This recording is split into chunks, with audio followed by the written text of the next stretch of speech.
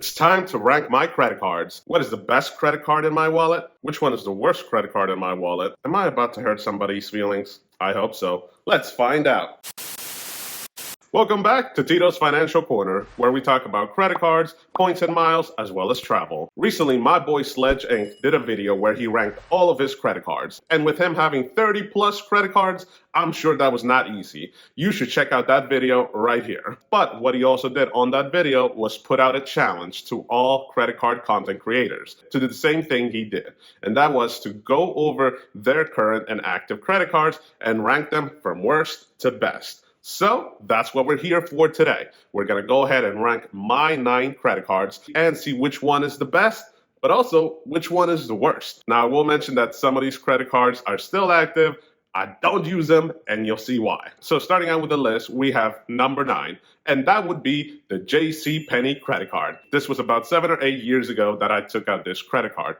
And the main reason that I was doing it was because my family, as well as myself, I'm not gonna lie, we shopped at JcPenney a lot. And we always saw those marketing campaigns, those commercials where they talked about how much you can get off your bill if you just had the credit card. And while it's not the best when it comes to either cash back or much less travel, it did its job in the sense that it kept providing me coupons in order to shop at JcPenney. Now, do I still use this credit card?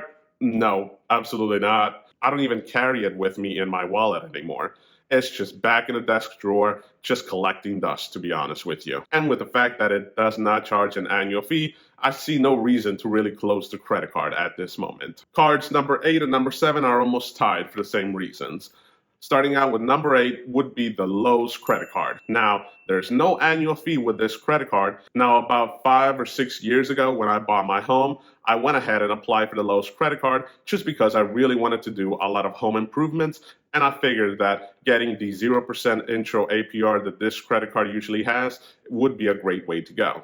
And it worked out. I was able to paint the interior and exterior of my house and was able to buy all the supplies at Lowe's. And again, I was able to get up to 6 months of a 0% APR. Now, just a quick note with this credit card, and this will also apply to credit card number 7, and that is that this is not a true 0% APR. This is a deferred 0% APR.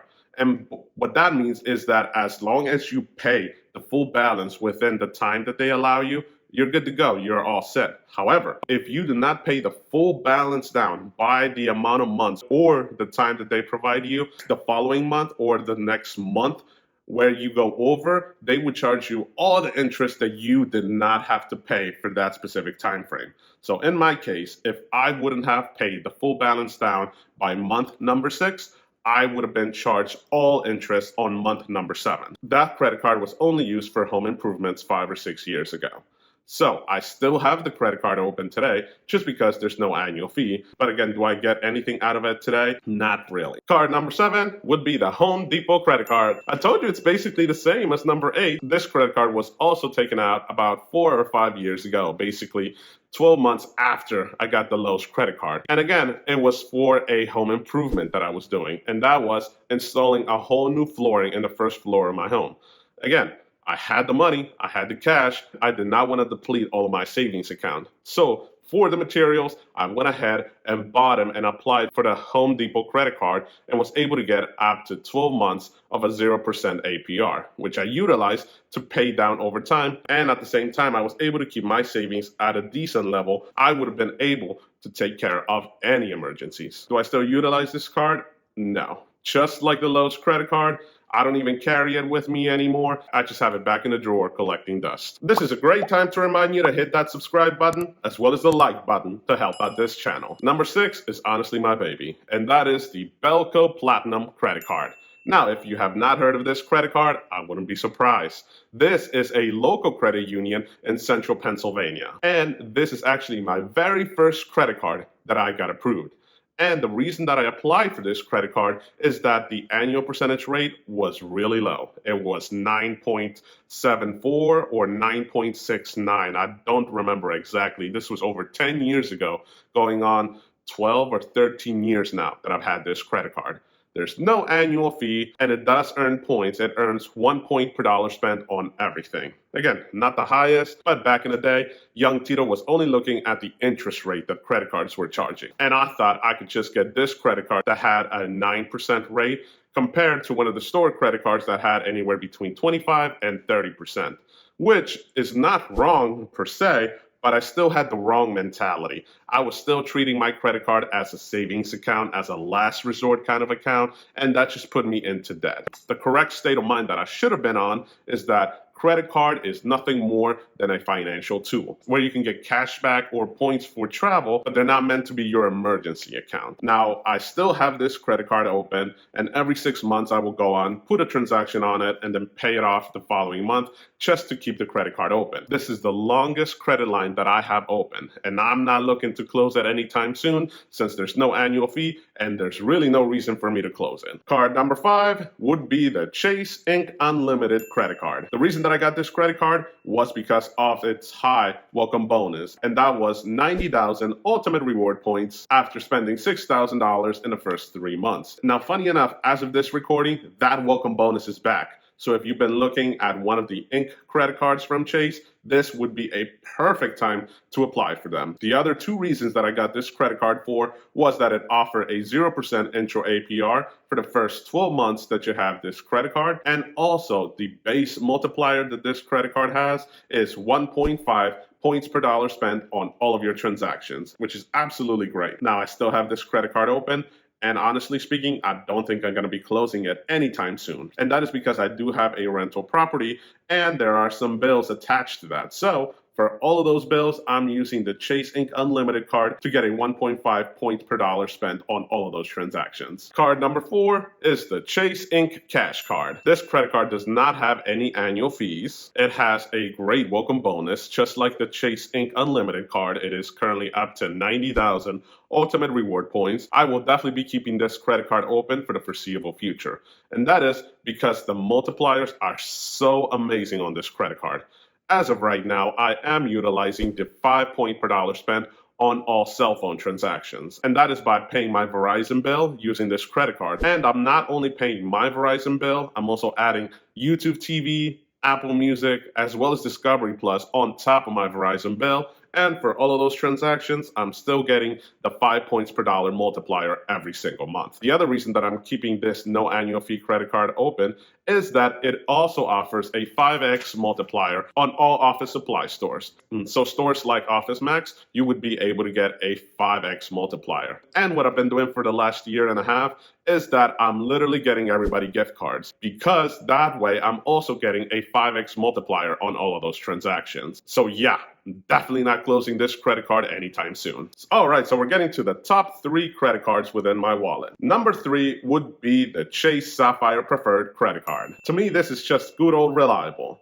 It does have a $95 annual fee, and one of the biggest reasons that I took out this credit card a couple of years ago was that it offered the highest welcome bonus available at that time, and that was that you would get 100,000 ultimate reward points after spending $4,000 in the first 3 months that you had this credit card. And also, this credit card does not charge a foreign transaction fee, which was a big thing for me back in the day because I was planning a trip to Greece. And also, it offered a great multiplier in that you would get 3 points per dollar spent on all of your dining transactions. That was a few years ago. Taking a look at today, honestly speaking, I don't use this credit card. I still carry it with me in my wallet, but I don't really pull it out for any means because I have other credit cards that would give me a higher multiplier.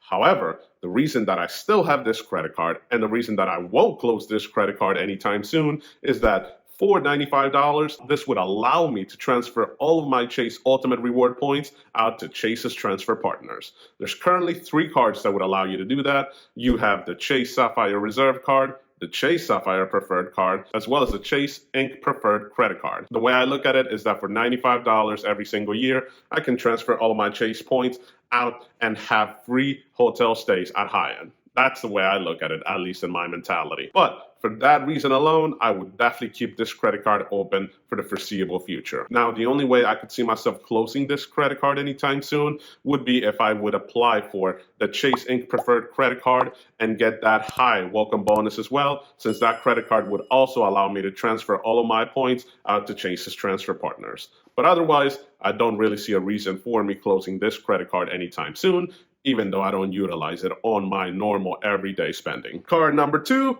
would be the Chase Freedom Unlimited card. I know some of you might not rank this credit card so high, but I do. And that is because this no annual fee credit card has some great multipliers. You would get 3 points per dollar spent at dining, 3 points per dollar spent at pharmacies, and you would also get 1.5 points per dollar spent on everything else. That 1.5 multiplier is absolutely amazing, and it does add up rather quickly. So this tends to be my catch-all credit card right now.